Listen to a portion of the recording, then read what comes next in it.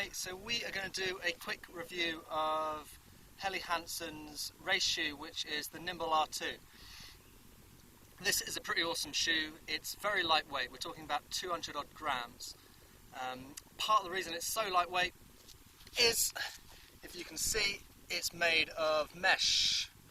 So very lightweight, good strong material. I've done about 50 miles on these, quite a lot on the track, and they're holding up very, very well. But obviously if you're going to be running in the rain, you are not going to be happy with a pair of wet socks. So light, but there's a reason they're light, and that's the mesh material that goes pretty much through the whole shoe. So don't go running through puddles in these. They are very lightweight. They're not zero drop. They are about 13 millimeters in the front, 18 in the back, so there is that 5 millimeter drop between the heel and the toe cage.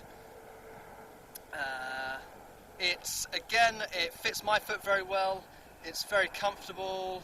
So even though it's quite a lightweight, reasonably minimal racing shoe, there's not a huge amount of support actually inside the shoe. There's not a load to sit under your arch. There's not a huge amount of support, but I like that. That's what I like to run and race in. It's very easy as a consequence to sit on your forefront, so you can get onto the forefront of your foot. There's literally only one bad thing about this shoe. Otherwise, I think it's awesome. I think it's a great racer, and that's they don't have that thing that your laces slip through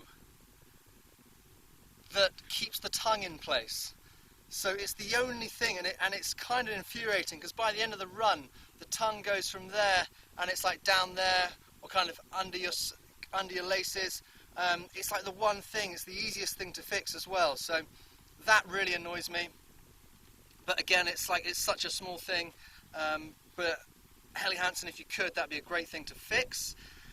The colours on these, this is obviously black and yellow. You've got white with orange, and I think you've got a white and a blue. I think the girl's shoe comes in white and a blue as well, with a black and a yellow. So they look really cool. They look like a really cool, smart trainer. The last thing to say about them is the wear underneath. Again, you've got the Helly Hansen wear on the bottom, so they seem to be holding up very well on the track. And you've got what they call Helly Hansen grip, so you do feel like you've got a good amount of grip on. I've only run on roads and track, but they've done me great, so I'm really happy with them. I love them. I think they're brilliant. They're not too wide in the toe. The heel's not too high to come up on my foot, so I don't get any rubbing.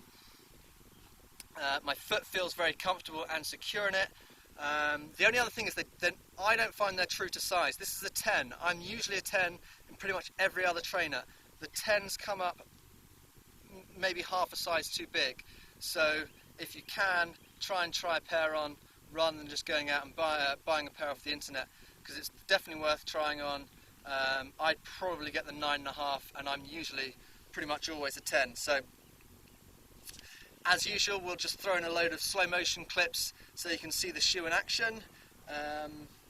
But all in all, I'd have to say I'm looking forward to getting a few races in these, and that's 10k right up to marathon, so I'd happily run a marathon in these, happily run a 10k in these.